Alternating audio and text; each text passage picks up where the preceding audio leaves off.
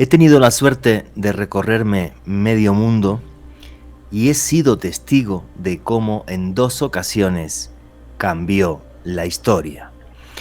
La primera vez que fui testigo de un cambio de historia fue cuando la arqueóloga Ruth Shadi, en Caral, Perú, demostró que las pirámides que había en esa zona, en el valle del Supe, tenían 5.000 años de antigüedad, o sea que eran anteriores a las que se construyeron en Egipto, si es que la arqueología oficial acierta con la edad de las que hay en Egipto. Pues eso hizo que se hablase de que las civilizaciones americanas tenían 3.500 años de antigüedad y se pasó de 3.500 años a 5.000 años. La otra vez en mi vida que fui testigo de un cambio en la historia, en los libros que nos narran cómo fue nuestro pasado, es cuando Klaus Schmidt, un arqueólogo alemán, descubrió y excavó Göbekli Tepe, el monte ombligo, en Turquía, en la península de Anatolia. Todos los libros de texto nos decían que las civilizaciones humanas no podían tener más de 5.000, 5.500 años de antigüedad. Pues señores, Göbekli Tepe se va hasta hace 12.000 años. O sea, de repente a la historia humana, a las civilizaciones, se les agregó ni más ni menos que 7.000 años más. Construimos el pasado con los retazos que tenemos de él, pero no significa que sepamos todo nuestro pasado. Y esto nos abre una posibilidad: que existieran grandes culturas, civilizaciones enteras desaparecidas, que son las culturas madre de la humanidad, como nos narraba Platón y nos hablaba de la Atlántida, o como muchos piensan que existió el continente de Mu en el Pacífico. Mundos perdidos, civilizaciones desaparecidas, en las que incluso quizás hombres y dioses caminaron juntos de la mano. Saludos, familia del misterio. Mi nombre es Juan Jesús Vallejo. Lo que estáis escuchando ahora mismo es el podcast de Oculto tras la sombra. Y aquí lo que hacemos es periodismo de misterio. Nosotros os ponemos los hechos encima de la mesa y vosotros decidís qué hay detrás y qué no. Hoy en un programa que nos va a meter en una máquina del tiempo. Una máquina del tiempo en la que, si tenemos la mente abierta, descubriremos un pasado fascinante que está ahí, desafiándonos. Alejandro Bernal, amigo, compañero, ¿qué hay? ¿Cómo estás? Hola Juan Jesús, un saludo para usted, para nuestro invitado de este podcast, el profesor Esteban Cruz, y para todos los suscriptores de nuestro canal Oculto tras la sombra. Feliz como siempre de traer cada jueves este contenido aquí en el canal, Juanje. Agradecerle a la gente que nos ha ayudado a compartir, que se ha suscrito al canal, que nos ha apoyado masivamente con las visitas y las repercusiones en redes sociales sobre este podcast que arrancamos hace unas semanas aquí en nuestro canal de YouTube. Hoy con un tema apasionante: estos mundos perdidos, estas civilizaciones que nos harían replantear qué ocurrió en nuestro pasado, cuáles son nuestras raíces, cuáles son los prodigios que pudieron hacer estos pobladores de esa época. Un tema sin lugar a dudas apasionante, Juanje. Y acabas de tocar un tema que desde mi punto de vista es clave. No podemos confundir lo antiguo con lo primitivo. Civilizaciones antiguas que hicieron prodigios que a día de hoy nos sorprenden, como las pirámides de Egipto. Pero el que sabe de esto un montón, y por eso está aquí invitado hoy, es el señor Esteban Cruz, que muchísimos ya lo conoceréis, que dirige el programa Más Allá en Red Más, profesor universitario, antropólogo, historiador. Esteban Cruz, amigo, ¿qué hay? ¿Cómo estás? Buenas, ¿cómo están todos ustedes? Muy feliz de estar aquí en Oculto tras la sombra. Siempre estoy pendiente del canal, siempre estoy viendo los videos y me siento muy contento de estar aquí con todo el público de tu canal de YouTube, Juanje. Y tú también tienes un canal de YouTube que se llama Los Audios de Cruz Escribiente, ¿cierto? Sí, lo he abandonado un poco porque he tenido mucho trabajo estos días, pero eso es algo que nunca se va a hacer con un canal de YouTube, pero volverá dentro de pocas semanas. Muy bien, amigo, pues estaremos súper atentos. Esteban Cruz, si te hablo de civilizaciones desaparecidas, ¿qué es lo primero que te viene a la mente? Es definitivamente la Atlántida y definitivamente el Dorado. Son las dos grandes civilizaciones.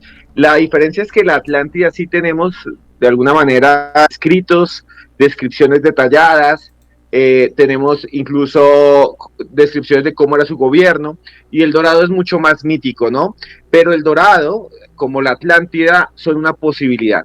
Y eso es lo que lo pone a uno a pensar sobre la idea de una civilización madre, ¿no? De una civilización que existió, otra humanidad antes de nuestra era, que desapareció por alguna razón y que debe estar allí en algún lugar. Y creo que existe esa posibilidad. Fíjate, eso que has dicho, a mí este tema es que me fascina. Todos me conocéis y hacía tiempo que no hablaba de él y me encanta que esté Esteban Cruz porque habla mi mismo idioma y me va a entender perfectamente. Fíjate qué cosa tan curiosa. Hay un científico de la NASA, Gawan Smith, que es del Instituto Goddard de la NASA, junto con otro astrofísico que se llama Adam Frank, que es de la Universidad de Rochester, que estuvieron indagando la posibilidad de que hubiera existido una civilización anterior a que existieran los seres humanos.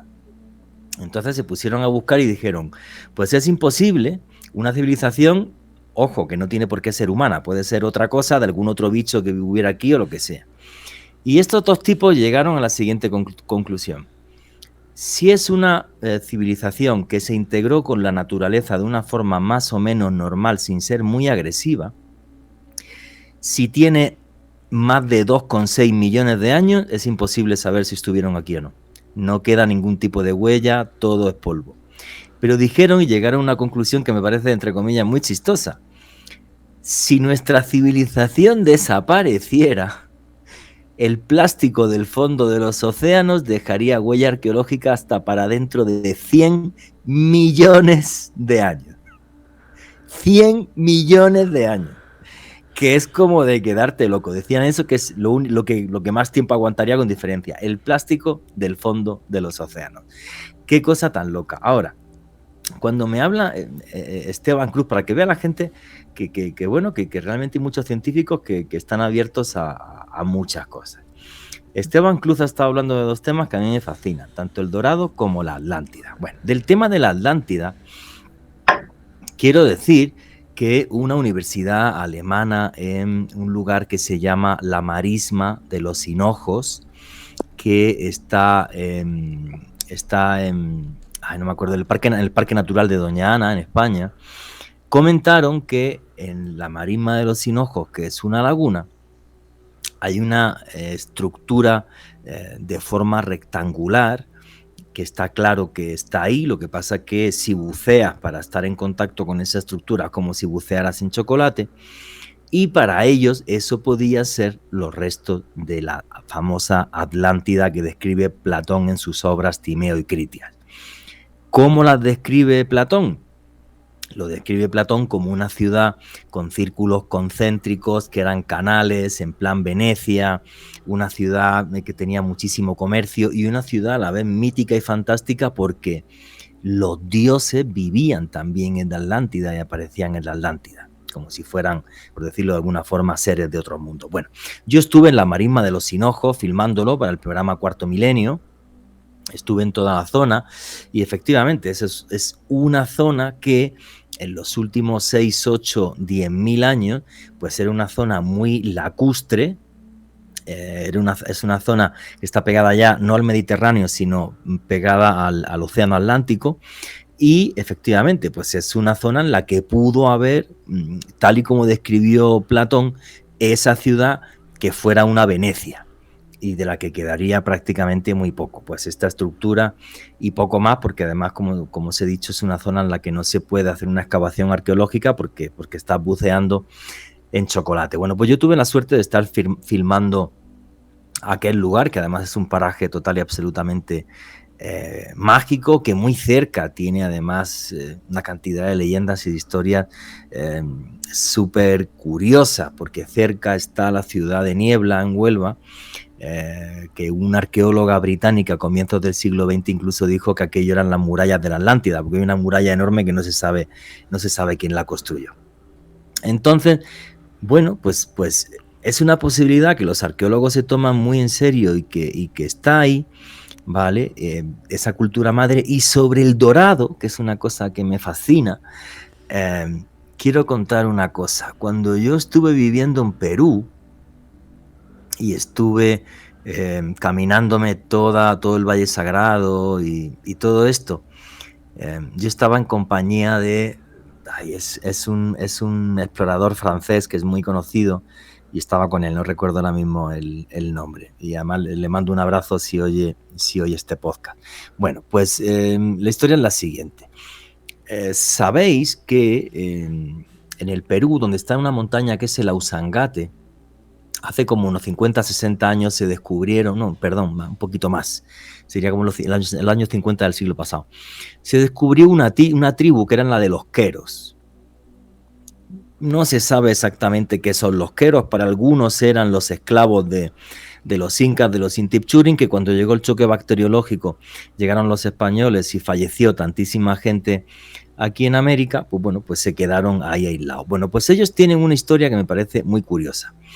Ellos dicen que no bajan abajo a la zona de la selva, porque estamos hablando de selva en la que hay tribus sin contactar, porque dicen que abajo están los guairichunchos, que es los indios que disparan flechas invisibles. Bueno, tiran con cerbatana, y entonces como la cerbatana lleva un tipo de veneno, esa flechita que te da, te vas para el otro barrio. Por eso no bajan. Pero ellos cuentan y danzan, que la danza yo vi el vídeo y eso me dejó muy impactado, cómo hace siglos bajaban a la selva, cuando eran parte del Imperio Inca, para ver al Zapachuncho, que es como el indio muy importante, y el que lo baila lleva una réplica de grandes cadenas de oro, como si tuvieran mucho oro y comerciaran oro con ellos. Eso es el Dorado. Lo que pasa es que yo pienso que el Dorado no es una ciudad y una civilización que hiciera edificios en piedra como catedrales ni cosas de estas, sino que, como demostró Gaspar de Carvajal cuando escribió su viaje por el río Amazonas, lo que había ahí realmente eran ciudades, ¿vale? Que como eran de madera y de adobe, pues al pasar los siglos desaparecieron completamente. Yo sí que creo que el Dorado existió, pero no habría que verlo como una ciudad griega, ni romana, ni algo así. ¿Qué opina Esteban Cruz y Alejandro Bernal? ¿Qué opináis de todo el rollo que he echado, que me he pegado hablando como 10 minutos?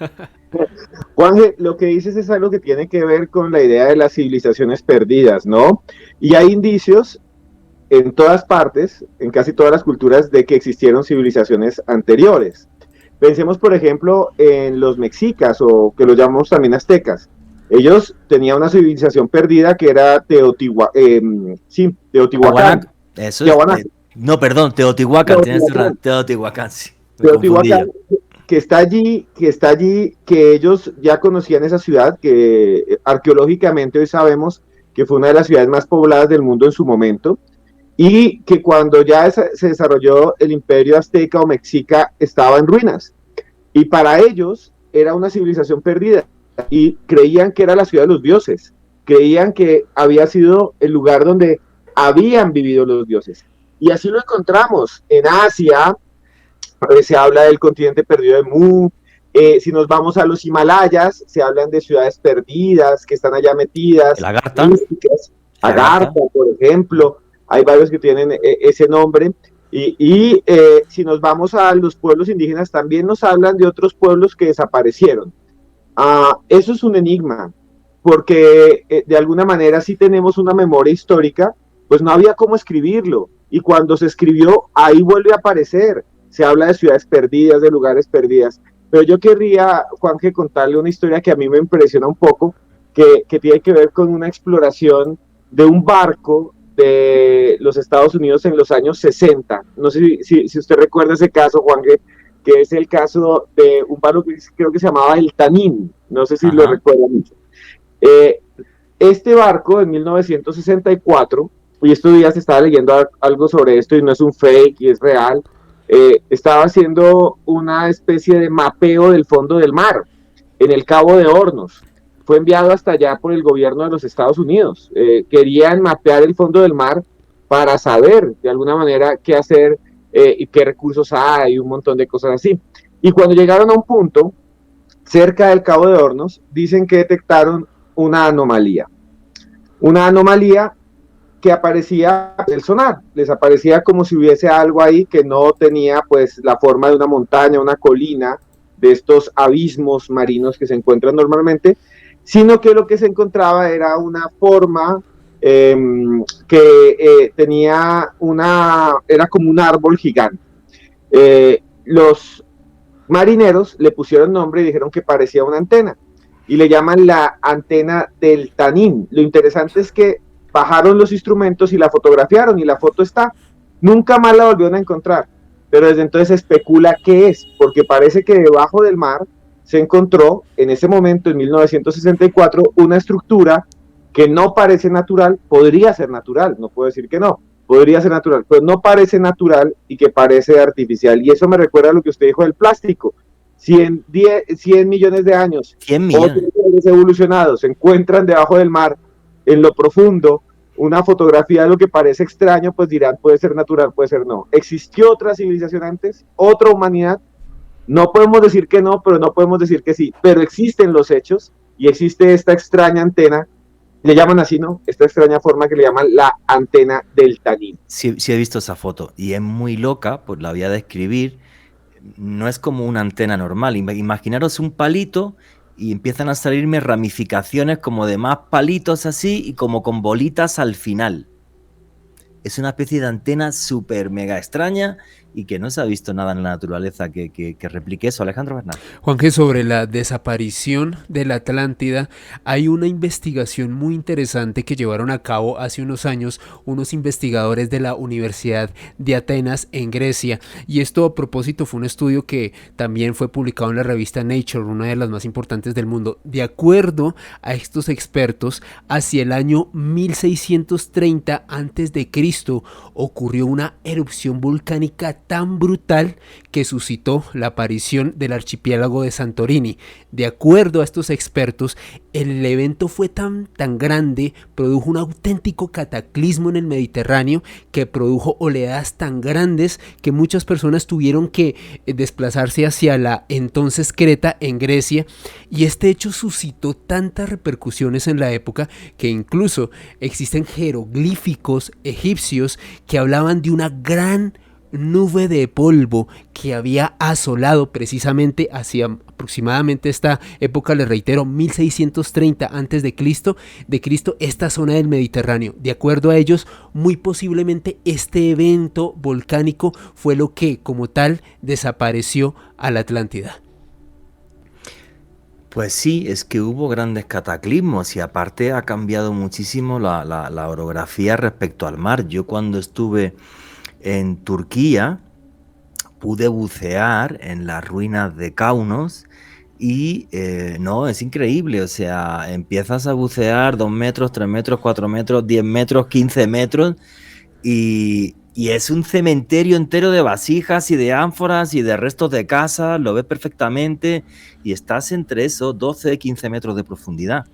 O sea, es que claro, el mar ha cambiado muchas veces, sobre todo mares como el Mediterráneo, y hay ciudades enteras costeras que se fueron, aunque aquí lo que estamos hablando, como ha dicho muy bien Alejandro Bernal, ya no es que desaparezca una ciudad, sino realmente una gran civilización. Yo quería añadir sobre eso, sobre ese gran cataclismo y que la Atlántida se hundiera, que es cierto que ha habido islas que se han ido al carajo en un día, como pasó con la erupción del Krakatoa, que se fue al carajo en un día, no, en 5 minutos se fue al carajo la isla y bueno, la ola le dio la vuelta a la Tierra y además hubo un invierno nuclear, hace más de un siglo hubo un invierno nuclear de las cenizas del volcán, pues no hubo verano en un año entero. Bueno, pues toda esta historia es muy fascinante porque si uno va al antiguo Egipto, los antiguos egipcios te hablan del Amentá, la tierra de los antepasados, que era una isla que sufrió un cataclismo y de la que llegaron los dioses en una barca. Y lo representan en diferentes templos, esta llegada de los dioses en una barca desde el Amentá para crear lo que a día de hoy todavía conocemos como la cultura egipcia. Pero si uno se mete más en el Sáhara y se va al sur de Argelia, a la ciudad de Tamanrasset, bueno, pues resulta que en Tamanrasset hay un túmulo que es el de la princesa Tin Inan, la última gran reina de los Tuareg. Y lo que nos hablan las leyendas Tuareg es que Tin Inan descendía de un tiempo en el que hombres y dioses vivieron juntos en una isla que se hundió. O sea, fíjate, los Tuareg por un lado, que no tienen nada que ver ni con Egipto ni con nada. El antiguo Egipto también. Los griegos también nos lo cuentan. O sea, es un eco que parece que no termina. ¿Qué opináis, chicos? Pues yo opino, Juanje, que efectivamente lo que estamos diciendo es una posibilidad y que hay de alguna manera registros de esa posibilidad. Y eso me hace recordar, por ejemplo, los conflictos que hay a veces con la datación. ¿Qué es la datación? La idea de que uno puede saber cuándo se hicieron las cosas, cuándo se construyeron edificios enteros. Pero realmente cuando decimos, no, este edificio es de hace 4.000, 5.000 años, 6.000, 7.000, cada vez que vamos hacia atrás es menos fiable y la ventana se hace más grande. Entonces, muchas de esas dataciones, cuando, por ejemplo, uno las ve en publicaciones científicas, nos dice, estos hallazgos, estos fósiles humanos, son desde 50.000 a 80.000 años atrás. Imagínense ese montón de tiempo. Y si tenemos tanto tiempo, pudo haber pasado cualquier cosa. Y nos dice también, muchos de los investigadores, que los restos de los humanos, los Homo sapiens, nosotros, son exactamente iguales hace 80.000 años que hoy. ¿Qué les impidió a ellos desarrollarse tan rápidamente como lo hemos hecho nosotros en los últimos 20 siglos? Si estuvieron miles de años aquí, existió la posibilidad de que hubiera existido otra civilización, que hubiera tenido una crisis por un volcán, por un meteorito, por algo que todavía no conocemos. Sí.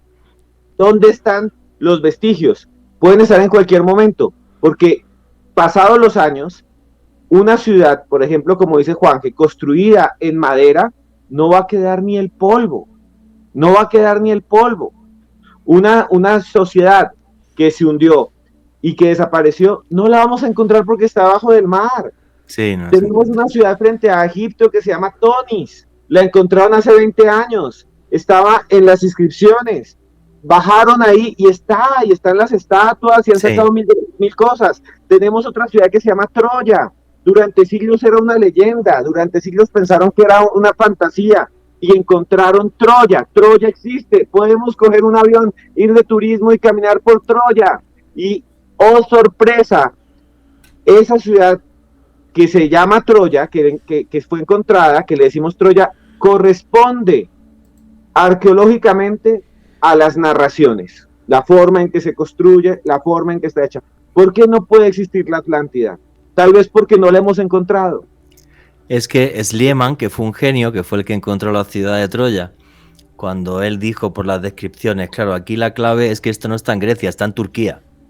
Troya está en Turquía porque la antigua Grecia se expandía por Grecia y por la actual Turquía. Yo he visto infinidad de ruinas griegas en Turquía. Si alguien coge un barco y haces un crucero por el Egeo, lo recomiendo en velero y además sale bastante barato, pues vas a ver Éfesos y vas a ver sitios que son completamente, absolutamente griegos.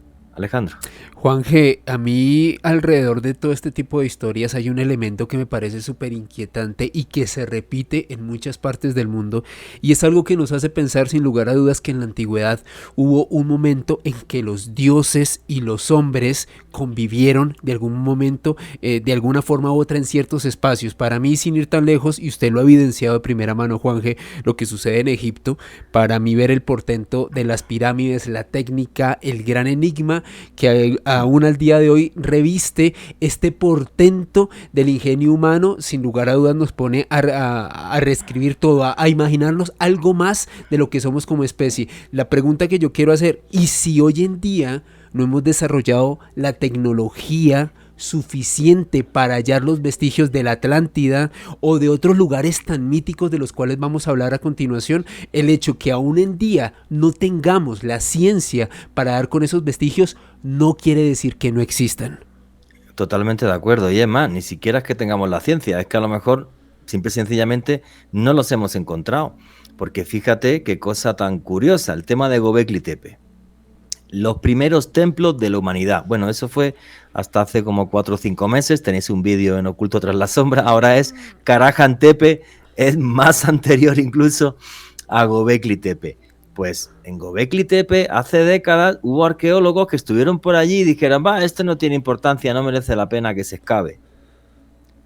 Y han aparecido un montón de templos hechos por una gran civilización, porque hicieron falta muchos miles de personas para mover estas piedras, tallarlas, hacer esos templos, igual que sucede en Karahan Tepe, que Karahan Tepe, bueno, para que la gente entienda un poco esto, Göbekli Tepe, yo estuve con el señor que descubrió la ciudad, no recuerdo el nombre ahora mismo, es un señor que tenía una finca de almendros, y entonces este señor iba con el arado todos los años, y todos los años se atascaba en el mismo sitio y eso le enfadaba un montón.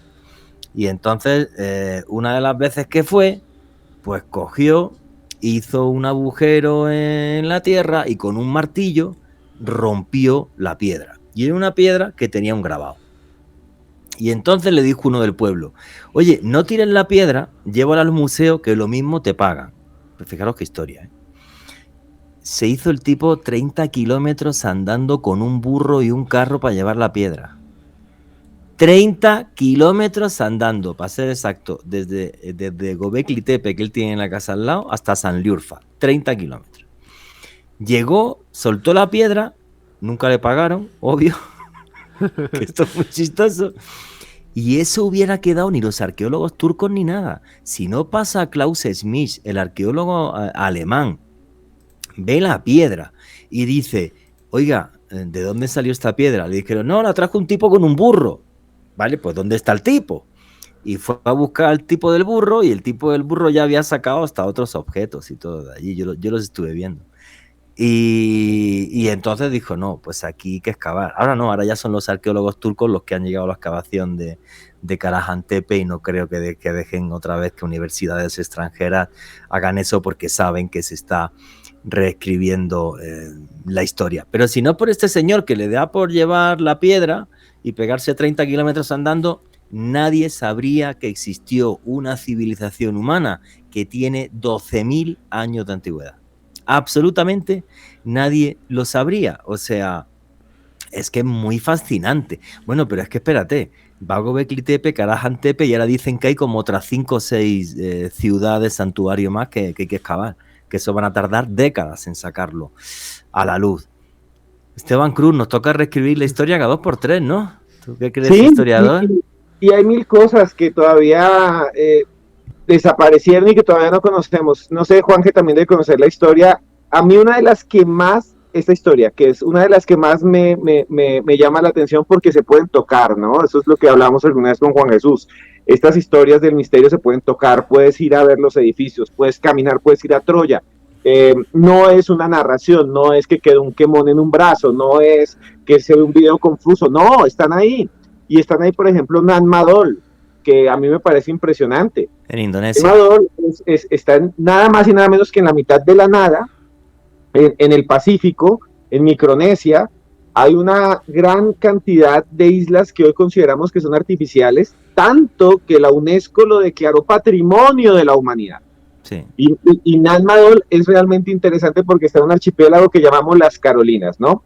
Y lo que es Nan Madol es una serie de construcciones sobre el océano, sobre islotes. Hace muchos años la gente construyó una especie de plataformas de piedra y allá había casas, templos y demás, y hoy en día son solo ruinas. No sabemos muy bien qué pasó ahí, no sabemos muy bien muchas cosas, pero estaban en la mitad del océano.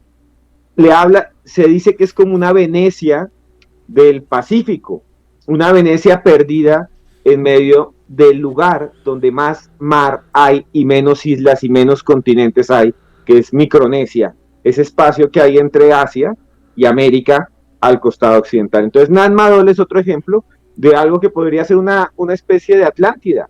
O sea, Sí. es una Atlántida del Pacífico.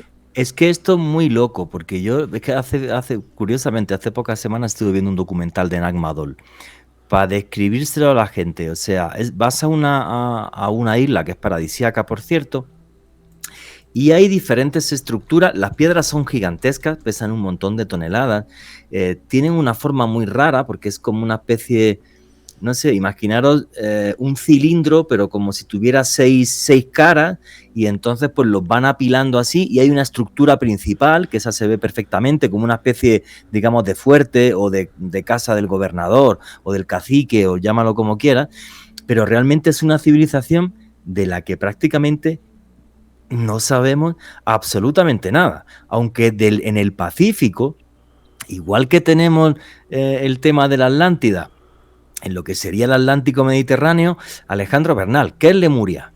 Juanje, sin lugar a dudas, una de los mundos perdidos más desconcertantes de todos los tiempos, y a diferencia de la Atlántida y de otros de los cuales hemos hablado en este podcast, es uno de los que ha surgido a través de una hipótesis científica, y esto es muy importante de mencionarlo a la hora de abordar el tema de Lemuria. Tenemos que viajar con la nave más importante de todas, que es nuestra imaginación, y ubicarnos a mediados del siglo XIX. Resulta que había un geólogo y naturalista inglés, quien en 1860, este señor se llamaba Thomas Blandford.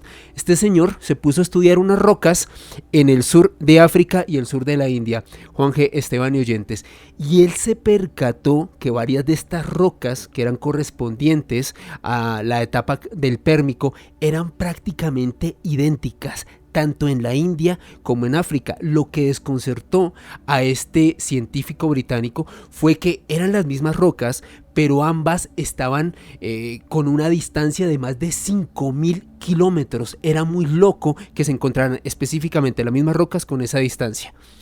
Resulta que este hombre, a partir de este hallazgo, comenzó a teorizar la existencia de un posible puente de tierra natural que uniera hace muchísimo tiempo ambos continentes, tanto África como Asia. Y en aquel entonces también apareció un importante investigador europeo, Ernst Henrik, quien andaba de hecho buscando una explicación por lo cual existían lemures de características muy similares tanto en Madagascar como en Asia. Resulta que Heinrich, cuando conoció esta teoría de Thomas Blandford, dijo, pues hombre, yo creo que esto hilvana perfectamente lo que dice Blandford de estas rocas con la explicación que yo estoy buscando de estos lemures que están tanto en Madagascar como en Asia. Así que de esta manera comenzó a través de la ciencia y de otros ámbitos a surgir esta teoría, esta hipótesis de la existencia de este continente perdido, de este gran puente terrestre que uniera a estos dos continentes. Aquí fue cuando apareció el zoólogo Philip Lotus Clutter, y él fue el que sugirió lo que hoy en día, el nombre que hoy en día utilizamos para esta hipotética tierra como Lemuria. Resulta que pues esta teoría o la existencia de esta Lemuria explicaría por qué, primero, estas rocas estarían tan distanciadas de que se ubican desde India hasta África, y también por qué los lemures existen en puntos tan diferentes geográficamente. Ahora, aquí vamos ahora a adentrarnos en una explicación un poco más metafísica, que usted sabe, Juanje, que nos encanta explorarlo en nuestras investigaciones, y es donde aparece una mujer muy importante dentro del ocultismo del siglo XIX, Madame Blavatsky. Esta mujer en 1875, imbuida por muchas de estas teorías que comenzaron a sugerir muchísimas ideas en Europa, escribió un libro, una obra que se llama The Sun, y esta mujer afirma que, de acuerdo a información privilegiada que recibió, a canalización y otro tipo de temas, se percató que esta Lemuria en realidad existió, y ella en este libro la denomina como Kumari Kandam.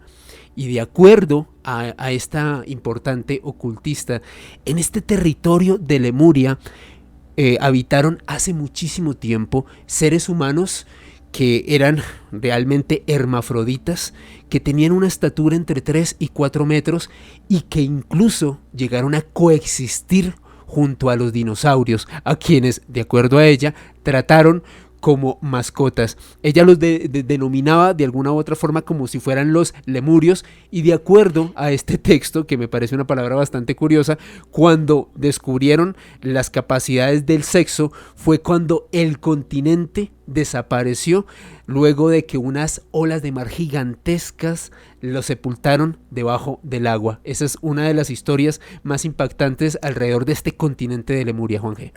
Es curioso cuando mencionas a Madame Blavatsky, para la gente que no sepa quién es. Ella es muy conocida a nivel mundial porque es la creadora de la teosofía. Es la creadora también, digamos, de la New Age actual, donde cada uno se hace su religión con sus propias creencias.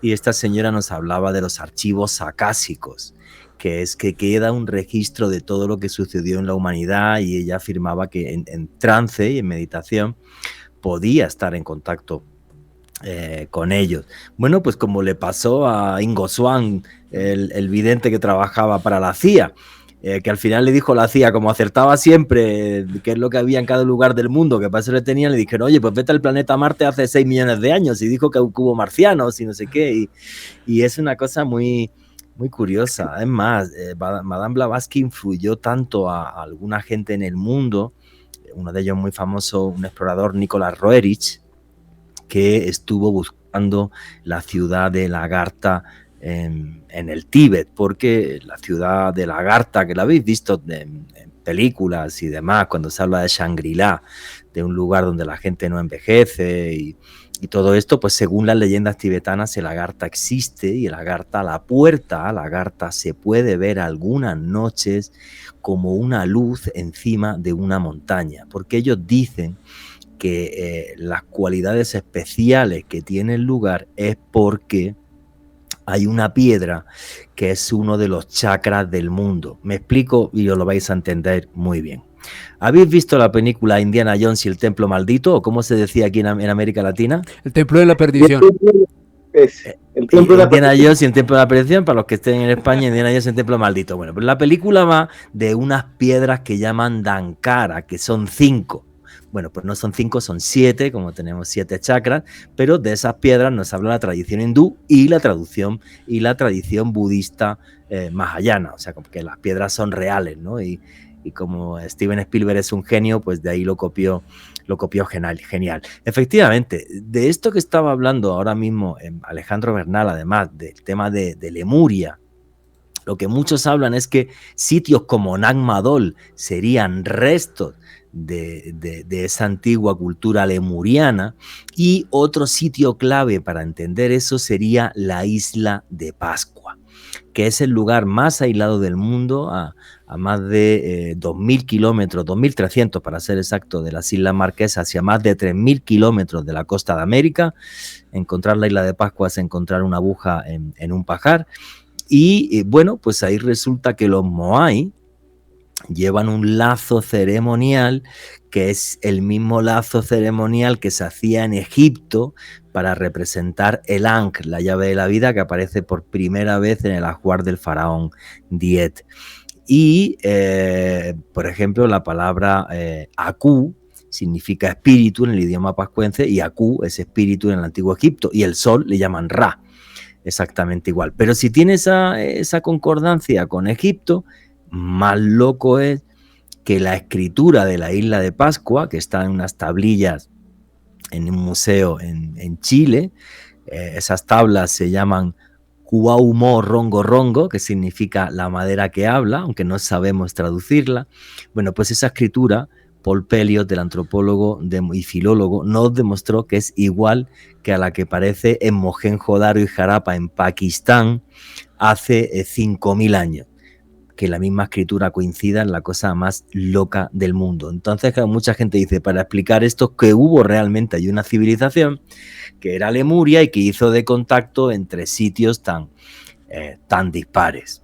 Bueno, pues son pruebas que están ahí, y las que yo creo que siempre hay que mirar, pues bueno, pues con mucho detalle, porque realmente, como dije en la introducción del programa, es que yo he visto cambiar los libros de texto 2 veces. Decían, no, en América Latina, antes de la cultura olmeca en México, de la cultura chavín de Huantar, que eran las más antiguas, en Perú, que tenían, son del 1500 antes de Cristo, no hubo nada. Pues mira, y bueno, y fijaros esto, esta anécdota la conté muchas veces.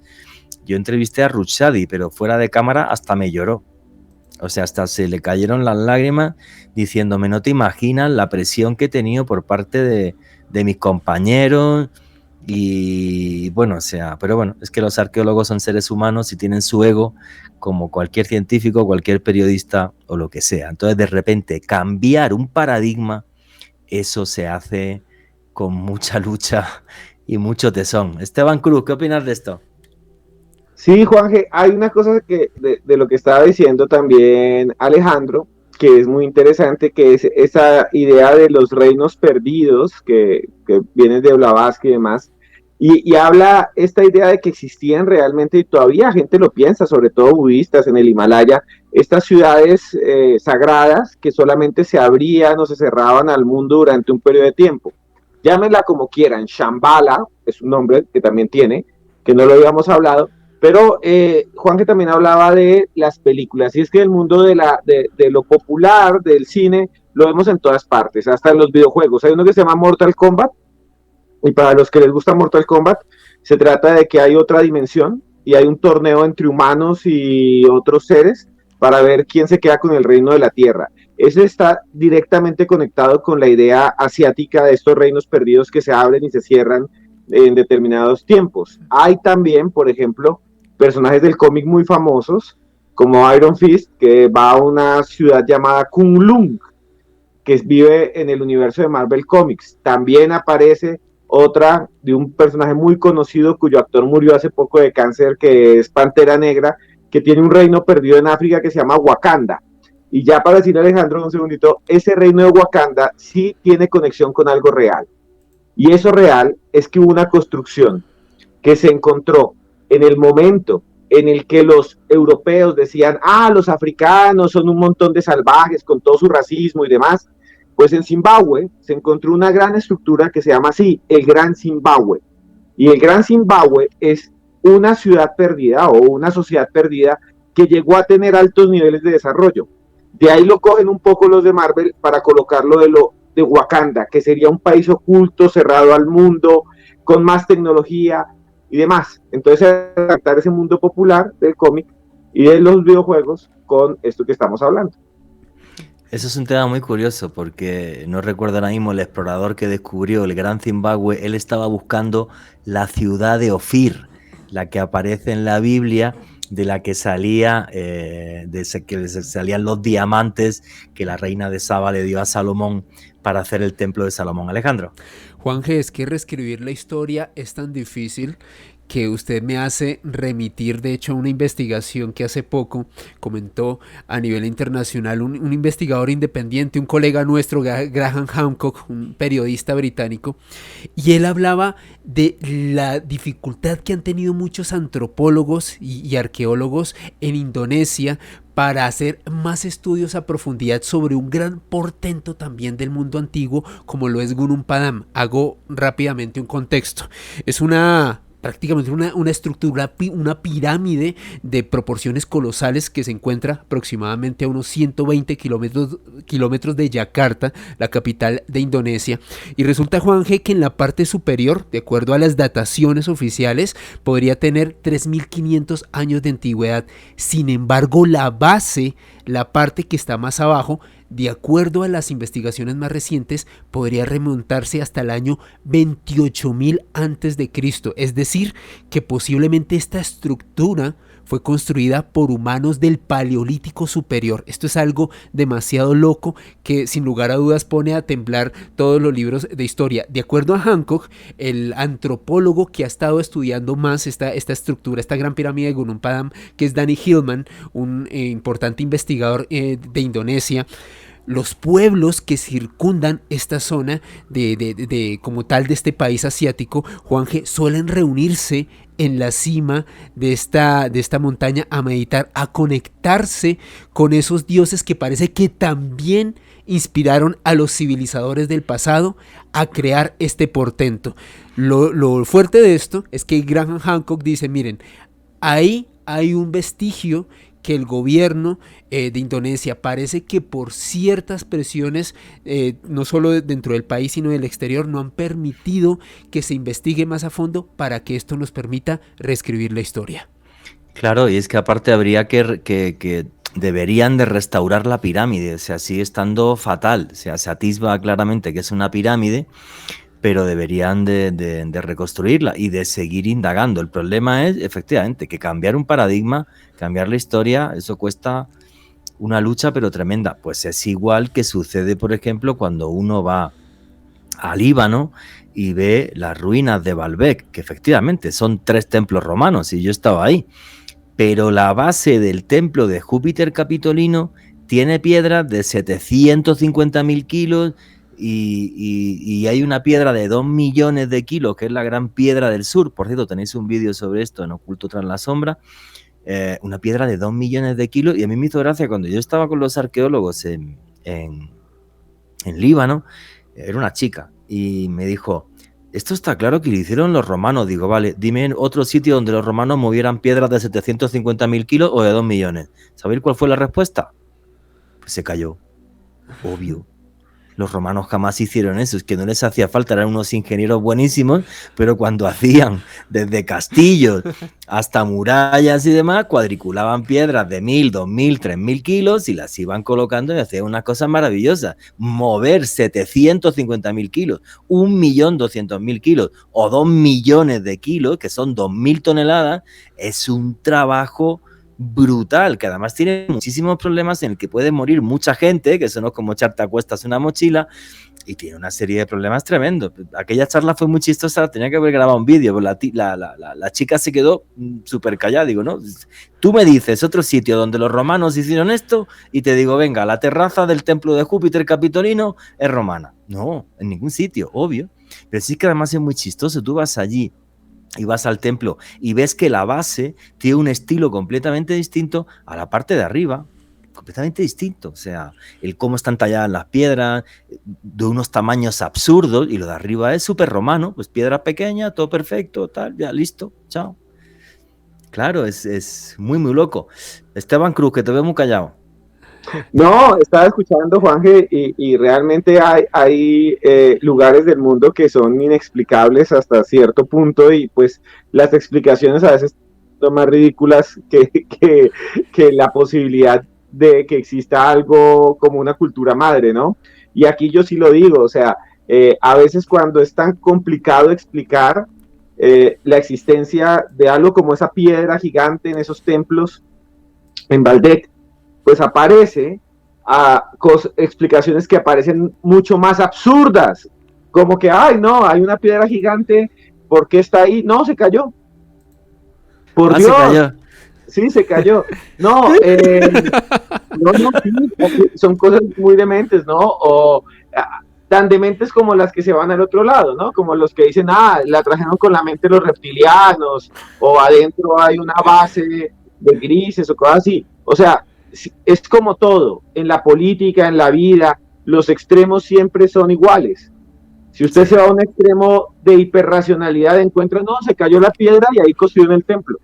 Pero ¿por qué hay esferas redondas en Costa Rica? ¿Por qué hay esferas en Centroamérica gigantes? Eso lo construyó alguien. No, se rodaron. Entonces, cuando alguien explica así, cae en el mismo vicio, creo yo, en la misma respuesta viciada de alguien que dice, no, esas esferas redondas hacían parte de un motor de los que lo han dicho.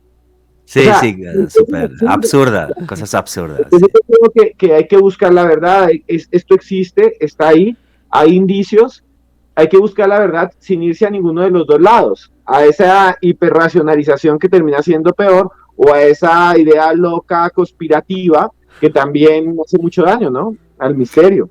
Sí, claro, es que yo pienso que hay una cosa que nunca deberíamos perder que se llama sensatez.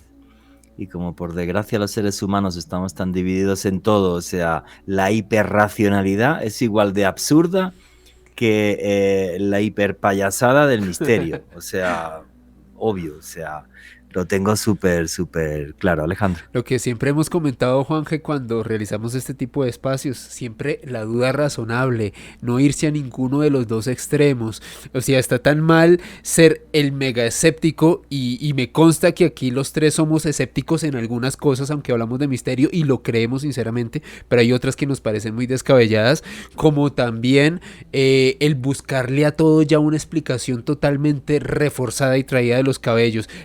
Lo clave es lo que decía Juan Jesús, la sensatez y una duda razonable en medio de todos estos temas. Bueno, la cosa más estúpida, por ejemplo, que yo he escuchado, aunque me salga un pelín del guión del programa, es cuando se filtraron los 3 vídeos del Pentágono, en el que claramente se ve una nave, están los testigos que son los pilotos, David Fravor, un montón de ellos, está el radarista del USS Nimitz, bueno, todo, ven los objetos, lo filma la cámara de un F-18A, que no es cualquier avioncito, hasta Lockheed Martin dijo, mire usted, a mí esto me importa un carajo, pero la cámara está bien, ténganlo seguro, es verdad, estuvieron dando una conferencia de prensa. Y entonces salió un listo español, ¿vale? Un listo de mi país, y dijo, no, eso es un fantasma electrónico chino, que lo que ha hecho es que se mete en el radar y hace que el radar de esto y luego hace que aparezca el objeto y lo graba la cámara, pero no existe nada. O sea, es una ilusión que graba la cámara y que se tiene ecos en el radar y... A ver, vamos a ver, hijo mío, que el Pentágono tiene un presupuesto de 800.000 millones de dólares al año. Eso es un objeto, o sea, más sensato es lo que dijo Donald Trump. Eso es un dron chino que no sé cómo vuela, pero es un dron chino, ¿vale? Pues la perra gorda para ti, ¿vale? Pero lo otro, o sea, es la mayor estupidez que yo he escuchado en mi vida. O sea, por ser tan hiperracional, pues ya te inventas una cosa que es completamente absurda, ¿no? O sea, completamente ridícula. Pero bueno, yo para cerrar el programa de hoy quería... Esteban. Una cosa que también se sale de este programa, de lo que estamos hablando hoy, que sería interesante y sobre todo que sería un escándalo y nos atacarían y nos querrían. Que nos ataquen, da igual. Dale. Seríamos los más odiados y los más queridos por algunos. Es que últimamente, usted que le gusta tanto la conspiración, Juanje, ha habido un fenómeno de masas cultural, de música, que es el K-pop. Que sus seguidores son bastante, yo los quiero y hay teorías conspirativas demenciales en el K-pop. Deberíamos hacer uno de esos programas, sí. De que la música está llena de simbolismos luciferinos, de que hay gente en el K-pop que realmente pagan un montón de plata para que sean famosos, pero ahí nos están invadiendo con la cultura coreana porque en algún momento Corea se va a revelar el mundo, bueno, un montón de cosas dementes, de Illuminatis, se habla de que hay miembros que son copiados porque como todos dicen que se parecen, que los clonan, que son clonados. Bueno, deberíamos un día hablar de los misterios del K-pop y que se arme un escándalo el berraco. Dale. Que nos amen y nos odien en todo el mundo. Saludos. Listo, me parece perfecto. Fíjate, para cerrar el programa y para que veáis lo maravillosa y lo mágica que es la historia. Civilizaciones que desaparecieron y no está claro todavía el porqué. Isla de Pascua, siglo XII después de Cristo. Olmeca, siglo IV antes de Cristo, esos son en México. Micenas en griega, 1600 antes de Cristo. Los nabateos en el siglo IV antes de Cristo en la actual Jordania. En el Valle del Indo en Pakistán en el 1300 antes de Cristo, Mohenjo-Daro y Jarapa. La isla de Pascua en el 1300 después de Cristo.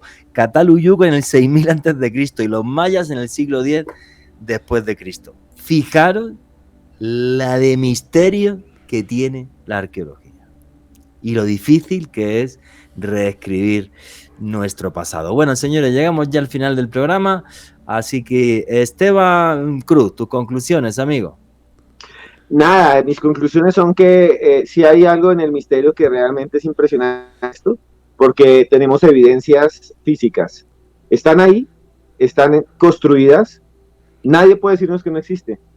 Nadie puede decir que no hay una especie de pequeña Venecia en la mitad del Pacífico. Nadie puede decirnos que Platón no describió una civilización que él mismo consideró perdida. Él mismo. Y nadie nos puede decir que lo que se consideró durante años solo una leyenda, una historia, un mito como Troya, hoy en día se puede visitar y es parte de los planes turísticos de Turquía. Lo que antes la gente hubiera dicho, están locos. La Ilíada, la Odisea, es una historia, son leyendas. No, hoy podemos ir y caminar por esas leyendas, y esas leyendas son reales. Eso es lo que yo quiero dejar nada más. Me parece perfecto. Esteban Cruz, tus redes sociales para la gente que quiera seguirte. Me pueden buscar como @cruzescribiente en cualquier red social y también en YouTube, en mi canal que es Los Audios de Cruz Escribiente. Muchísimas gracias, amigo. Alejandro Bernal, tus conclusiones. Juanje, uno de los enigmas más apasionantes que nos obligaría a reescribir nuestros libros de historia, la concepción que tenemos como especie y que, como decía Esteban hace unos minutos, que en muchas oportunidades podemos palpar, podemos evidenciar, podemos vivir y ser cómplices de muchos de estos lugares, de estos mundos perdidos como Göbekli Tepe en Turquía. Y a mí me pueden seguir en Facebook, Twitter e Instagram en @alebernalpress con $S. Pues yo tengo que decir que he tenido la suerte de tocar con mis manos la historia. He tenido la suerte de estar en Göbekli Tepe cuando se descubrió, creo que fui el primer periodista español que estuvo allá. Y de realmente lo emocionante que es ver cómo sale a la luz un mundo perdido, una civilización que no aparecía en ninguno de los anales de la historia. Y creo que como Göbekli Tepe hay muchísimas más. Sus restos están diseminados por el mundo. El que quiera verlos, que agarre una cámara de fotos, un billete de avión y sea parte también de esa historia. Os digo que es de las sensaciones más emocionantes y más bonitas que puede tener un ser humano. Sabemos muy poco de nuestro pasado. Y una cosa que me asusta es que tanta civilización desaparecida puede indicar que incluso un día nosotros nos vayamos al carajo, pero con sinceridad, por brutos. Y nunca olviden que vivimos en un mundo mágico porque está repleto de misterio.